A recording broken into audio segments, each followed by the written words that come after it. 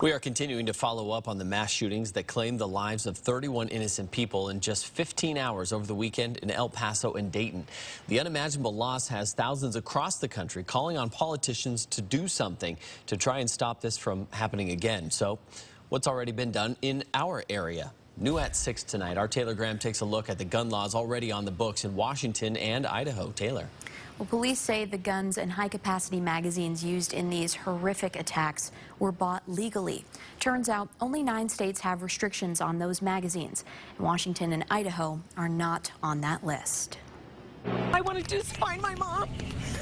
Somebody needs to tell me where she is. I want to know if she's dead or alive or if she's still in Walmart. 2 days later, Edie Hallberg has her heartbreaking answer. Her mom, 86-year-old Angie Inglesby, was one of 22 innocent people shot and killed at an El Paso Walmart over the weekend. 15 hours later and 1,500 miles away, 9 more people lost their lives in Dayton, Ohio, as a gunman opened fire in the place where many go to enjoy a night out. Police say both suspects bought their guns and high-capacity magazines holding dozens of bullets legally.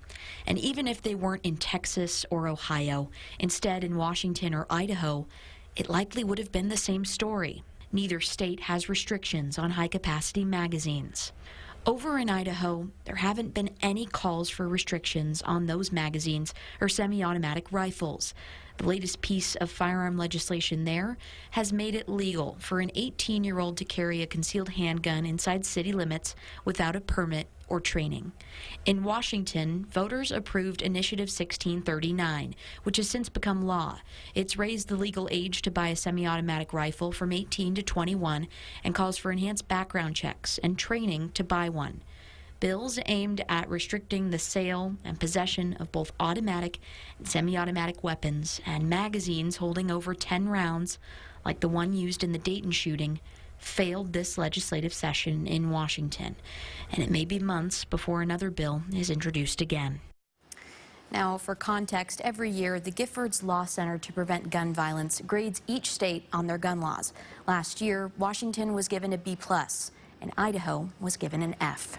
In studio, Taylor Graham, 4 News Now.